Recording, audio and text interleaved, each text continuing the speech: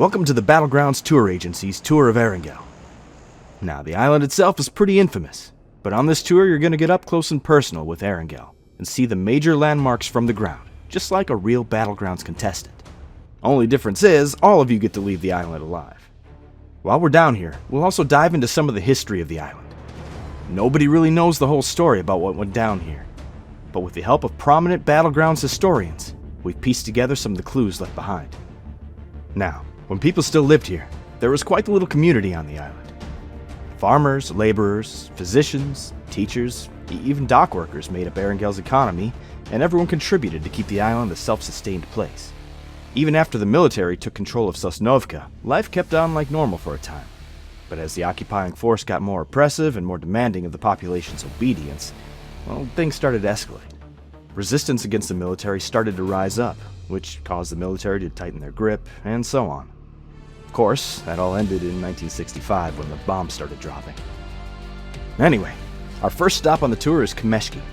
It might look like a sleepy seaside town, but Kameshki was actually quite important to the resistance, as is apparent by their hidden-in-plain-sight base.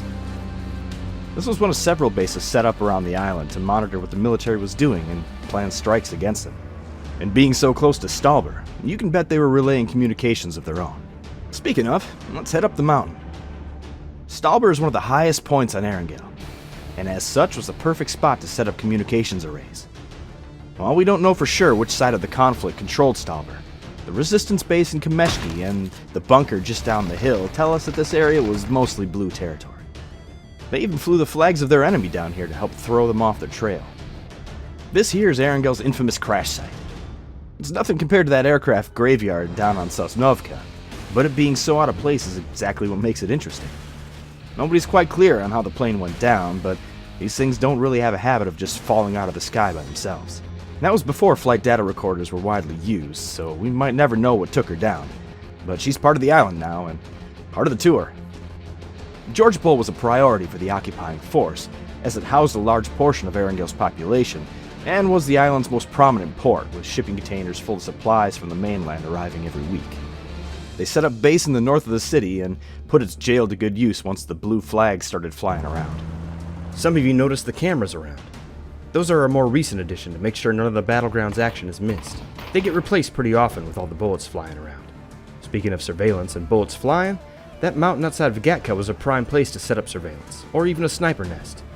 It's a pretty safe bet that the resistance was up there keeping an eye on the Red Eye. And that's it for the first leg of our tour. We'll spend the night here in Gatka and start up first thing in the morning. Just remember, the crew does a great job of cleaning up after a battleground, but if you happen to come across a weapon, just assume it's loaded and alert one of your guides immediately. Last thing we need is to cut the tour short to rush someone back for medical attention. Rest of the night is yours. If you're enjoying the tour, be sure to give us a 5-star review and tell your friends that it was the Battlegrounds Tour Agency that helped you explore the Battlegrounds like never before. Good night.